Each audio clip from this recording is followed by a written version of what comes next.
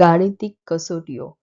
ત્યારબાદ આપણું 30 માર્ક્સ છે કે જેમાં ગાણિતિક કસોટીઓ એટલે શું છે તો કે મેથ્સ. આપણે આગળનું જે 30 માર્ક્સનું જોયું કે જેમાં રિઝનિંગ હતું અને હવે જે 30 માર્ક્સ છે કે જેમાં છે ગાણિતિક કસોટીઓ. તો આ જે ગાણિતિક કસોટીઓ છે કે જેમાં સંખ્યા પદ્ધતિ, ત્યારબાદ છે સાદુરૂપ અને બીજગણિત, ત્યારબાદ છે સમાંતર શ્રેણી અને સમગુણોત્તર શ્રેણી કે જેના ફોર્મ્યુલા છે તમારે વ્યવસ્થિત રીતે કરી લેવાના. ત્યારબાદ છે સરેરાશ. સરેરાશ છે ત્યારબાદ છે ટકાવારી,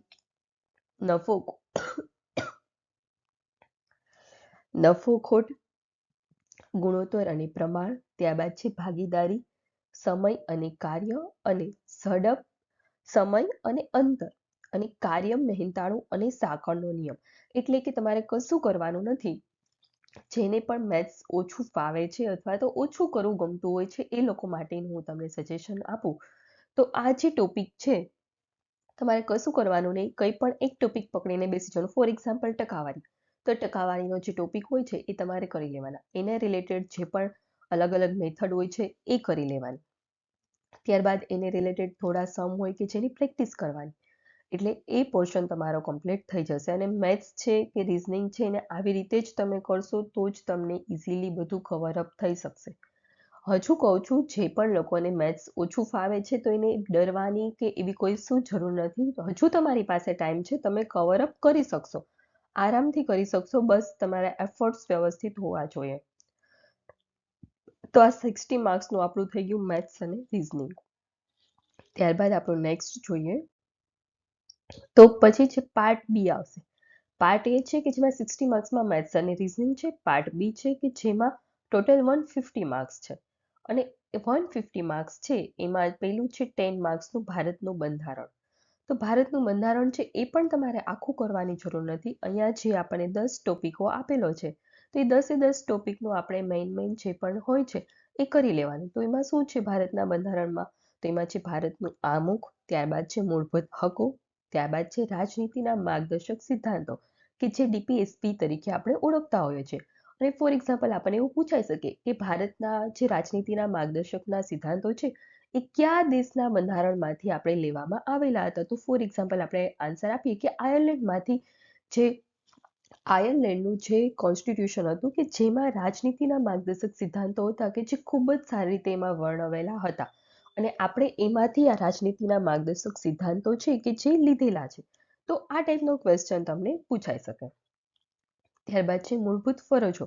તો મૂળભૂત ફરજો છે એ કયા આર્ટિકલમાં એનો સમાવેશ થાય છે તો 51, 52 એવી રીતે જે આપણે આર્ટિકલ હોય છે એ વ્યવસ્થિત ટોપિકને લગતા આર્ટિકલ હોય છે એના નંબર તમારે યાદ રાખી લેવાના હોય છે. ત્યારબાદ છે ઉપરાષ્ટ્રપતિ, રાષ્ટ્રપતિ અને રાજ્યપાલની સત્તાઓ, ભૂમિકાઓ અને જવાબદારીઓ. એની શું સત્તા રહેલી છે, એ શું કાર્યો કરી શકે છે, એ શું ભૂમિકાઓ ભજવી શકે છે અને એની શું જવાબદારી છે. કોઈ પણ રાષ્ટ્ર હોય છે તો એનો બંધારણીય વડા છે એ કોણ છે તો રાષ્ટ્રપતિ છે. કોઈ પણ રાષ્ટ્ર હોય છે એનો પ્રાથમિક અથવા તો પ્રથમ નાગરિક કોણ છે તો કે રાષ્ટ્રપતિ છે. તો આ ટાઈપના ક્વેશ્ચન હોય છે કે જે આપણી એક્ઝામમાં પૂછાઈ શકે છે. ત્યારબાદ છે સંસદીય પ્રણાલી. આપણને ખ્યાલ છે કે આપણા ભારત દેશનું જે બંધારણ છે કે જેમાં આપણને સંસદીય પ્રણાલી જોવા મળે છે. ત્યારબાદ છે ભારતીય બંધારણમાં બંધારણીય સુધારાઓ, ભારતીય બંધારણમાં કટોકટીને લગતી જોગવાઈઓ. 3 મહત્વની કટોકટી છે કે જે રાષ્ટ્રીય કટોકટી, નાણાકીય કટોકટી. તો એ કટોકટી ક્યારે લાગી શકે છે અથવા તો કેવા સમયગાળા માટે તે અનુકૂળ હોય છે, કેટલા સમય સુધી કટોકટી રહે છે અને એ કટોકટીને લગતા આર્ટિકલ આટલું ઇમ્પોર્ટન્ટ હોય છે. ત્યારબાદ છે કેન્દ્ર અને રાજ્ય સરકાર અને તેના સંબંધો. ત્યારબાદ છે ભારતમાં ન્યાયતંત્ર. ત્યારબાદ છે સંવૈધાનિક સંસ્થાઓ. તો કઈ સંવૈધાનિક સંસ્થાઓ રહેલી છે, એનું શું કાર્ય છે એ આપણે કરવાનું છે. તો આ જે ટોપિક છે 10 કે જેમાંથી આપણને 10 માર્ક્સનું પૂછાઈ શકે છે. ત્યારબાદ છે નેક્સ્ટ વર્તમાન પ્રવાહો એટલે કે કરંટ અફેર. તો કરંટ અફેર છે કે જે 10 માર્ક્સનું પૂછાય છે. અને આ જે કરંટ અફેર હોય છે કે જે રિસેન્ટલી જે પણ ઇવેન્ટ હશે ઇમ્પોર્ટન્ટ એમાંથી જ મોસ્ટલી કવર અપ કરેલું હશે. અને ત્યારબાદ છે ગુજરાતી અને અંગ્રેજી કમ્પ્રેહેન્સિવ. તો ગુજરાતી કમ્પ્રેહેન્સિવ છે કે જે 5 માર્ક્સનું હશે અને અંગ્રેજીનું જે કમ્પ્રેહેન્સિવ હશે કે જે પણ 5 માર્ક્સનું હશે. તો આ જે કમ્પ્રેહેન્સિવ છે કે જોઈની આપણે વાત કરીએ તો એ કમ્પ્રેહેન્સિવમાં ગુજરાતીનું હશે, ગુજરાતીમાં આપણને જોવા મળશે અને ઇંગ્લિશનું કમ્પ્રેહેન્સિવ હશે, ઇંગ્લિશમાં જોવા મળશે.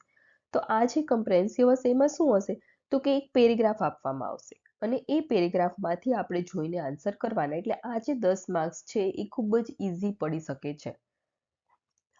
ત્યારબાદ હવે આપણે નેક્સ્ટ જોઈએ 120 માર્ક્સનું કે જે 120 માર્ક્સમાં આપણું એગ્રી સ્પેસિફિક હશે.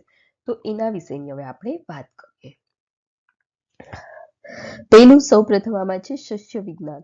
તો એ જે છે કે કેટલા માર્ક્સનું પૂછાશે તો કે 30 માર્ક્સનું.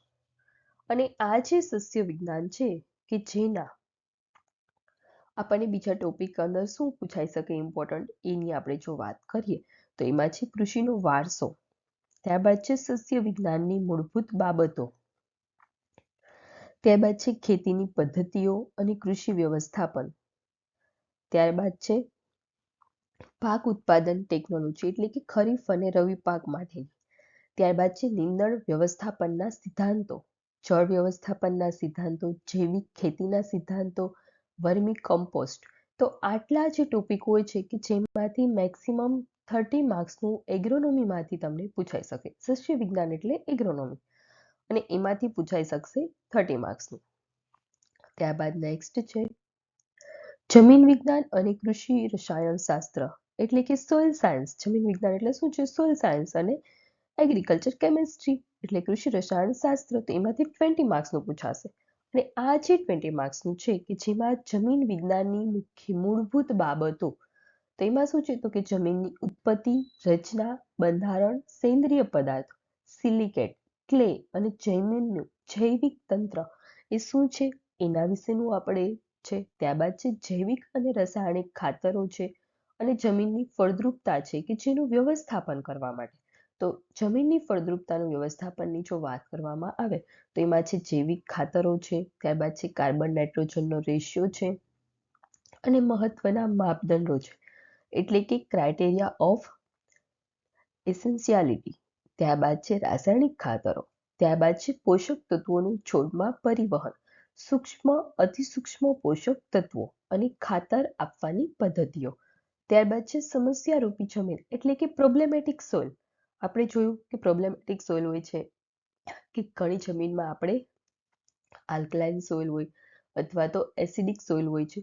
તો એને આપણે દૂર કરવા માટે શું એડ કરવામાં આવતું હોય છે એ જે પ્રોબ્લેમેટિક સોઇલ છે એ અને એનું વ્યવસ્થાપન એટલે કે ગુજરાતમાં ખરાબાની જમીન અને સમસ્યારૂપી જમીનની વહેંચણી, પિયત પાણીની ગુણવત્તા અને ધોરણ, ગુજરાતના વિવિધ એગ્રો ક્લાઇમેટ ઝોનમાં સમસ્યારૂપી જમીન.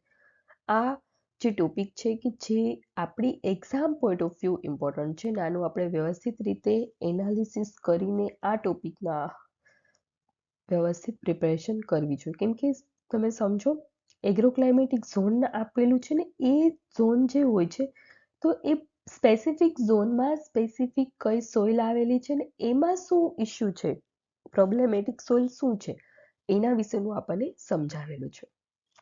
ત્યારબાદ આપણું નેક્સ્ટ છે બાગાયત શાસ્ત્ર એટલે કે હોર્ટિકલ્ચર કે જે 5 માર્ક્સનું હશે. તેમાં શું છે તો કે બાગાયત શાસ્ત્રના મૂળભૂત સિદ્ધાંતો, ત્યારબાદ છે ફળ અને વાવેતર પાકની ઉત્પાદન તકનીક, શાકભાજી અને મસાલા પાકની ઉત્પાદન તકનીક, ત્યારબાદ છે બાગાયતી પાકોમાં સંરક્ષણ અને મૂલ્યવર્ધન, ત્યારબાદ છે ગ્રીન હાઉસ ટેકનોલોજી. ત્યારબાદ આપણો નેક્સ્ટ છે કીટકશાસ્ત્ર અને વનસ્પતિ રોગશાસ્ત્ર એટલે કે એન્ટેમોલોજી અને પેથોલોજી. બંનેમાંથી 10-10 માર્ક્સના પ્રશ્નો પૂછી શકાય છે. તો પહેલું છે સંકલિત કીટક જે વ્યવસ્થાપન હોય છે એના સિદ્ધાંતો એટલે કે IPM ટેકનોલોજી. તો એમાં શું છે તો કે કીટકની પરિસ્થિતિ વિજ્ઞાન એટલે કે કીટકોના પ્રકારો, કીટક નિયંત્રણની અદ્યતન પદ્ધતિઓ, રેપેલન્ટ, અંતઃસ્ત્રાવો, IPM નો અવકાશ અને તેની મર્યાદાઓ, ત્યારબાદ છે ખેતરના પાક અને સંગ્રહિત ધાન્યના કીટકો અને તેમનું વ્યવસ્થાપન, ત્યારબાદ છે બાગાયતી પાકોના કીટકો અને તેમનું વ્યવસ્થાપન, ત્યારબાદ છે વનસ્પતિ રોગશાસ્ત્ર. એટલે કે પ્લાન્ટ પેથોલોજી. તો પ્લાન્ટ પેથોલોજીની જો વાત કરવામાં આવે તો ખેતી પાકોમાં રોગ અને તેનું વ્યવસ્થાપન એના વિશેનું છે કે જેમાંથી 10 માર્ક્સના ક્વેશ્ચન હશે. ત્યારબાદ નેક્સ્ટ કૃષિ ઇજનેરી કે જેમાંથી 5 માર્ક્સનું પૂછાશે. તો કૃષિ ઇજનેરી છે કે જેમાં જમીન અને પાણીનું સંરક્ષણ અને ઇજનેરીનો પરિચય. ત્યારબાદ છે ફાર્મ મશીનરી અને પાવર છે. ત્યારબાદ નેક્સ્ટ કૃષિ વિસ્તરણ કે જે 20 માર્ક્સનું હશે અને કૃષિ અર્થશાસ્ત્ર કે જે 10 માર્ક્સનું હશે. અને ત્યારબાદ આપણું લાસ્ટ છે કે રિસેન્ટ વર્તમાન પ્રવાહ એટલે કે રિસેન્ટ કરંટ અફેર જે કૃષિ ક્ષેત્રમાં જે નવી નવી પ્રગતિઓ થઈ હોય તાજેતર એને રિલેટેડ 10 હશે, 10 માર્ક્સનું. તો અહીંયા વાત કરીએ કૃષિ વિસ્તરણ એટલે કે કૃષિ વિસ્તરણ શાસ્ત્ર અને સંચારના મૂળભૂત સિદ્ધાંતો કે જેમાં કૃષિ વિસ્તરણ એની વ્યાખ્યા, જરૂરિયાતો, અવકાશો, મહત્વ, કાર્ય અને સિદ્ધાંતો. ત્યારબાદ છે ટીચિંગ એન્ડ લર્નિંગ પ્રોસેસ છે. ત્યારબાદ છે projected and non projected audio visuals પદ્ધતિ અને પરિણામ દર્શન સંચારના ઘટકો એટલે કે કૃષિમાં ICT information and communication technology ICT. ત્યારબાદ છે કેવીકે, એસએસકે, આત્મા, એફટીસી અને કેસીસીનો ખ્યાલ અને ઉદ્યોગ સાહસિકતાનો વિકાસ એટલે કે એના લક્ષણો, ઉદ્યોગ સાહસિકોના પ્રકારો, આદર્શ ઉદ્યોગ સાહસિકોના લક્ષણો, નાના કૃષિ ઉદ્યોગો માટેની પ્રોજેક્ટની તૈયારીઓ. અને કૃષિ અર્થશાસ્ત્રની વાત કરીએ તો કૃષિ અર્થશાસ્ત્રના જે મૂળભૂત સિદ્ધાંતો હશે એ અને અર્થશાસ્ત્ર માલ અને સેવાઓ કે જેના 10 પ્રશ્નો હશે, 10 માર્ક્સનો હશે. અને ત્યારબાદ છે ઉપરોક્ત ક્ષેત્રમાં વર્તમાન પ્રવાહો અને તાજેતરની પ્રગતિઓ કે જેમાં 10 માર્ક્સનું હશે. તો ફ્રેન્ડ્સ આજનો આપણો જે ડિટેલ સિલેબસ હતું કે જેનું આપણે એનાલિસિસ અહીં પૂર્ણ થાય છે.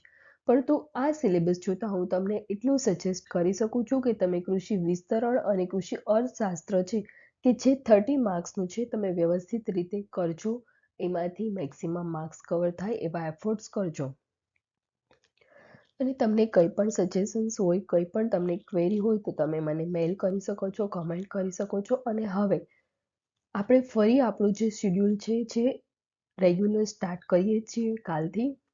તો તમારે કંઈ નવું અપડેટ એમાં જોતું હોય, તમે કંઈ નવું ટોપિક વિશે સમજવા અથવા તો હું તમને સમજાવી શકું એવી તમારી કંઈ પણ ડિમાન્ડ હોય તો તમે મને મેસેજ કરજો, કોલ નહીં, મેસેજ કરજો, મેલ કરજો અને કમેન્ટ કરજો. ઓકે, તો ફરી મળીએ. ત્યાં સુધી તમે આપણી ચેનલ કૃષિ ભંડોળ છે એને લાઈક કરો, શેર કરો અને સબસ્ક્રાઇબ કરો. Thank you.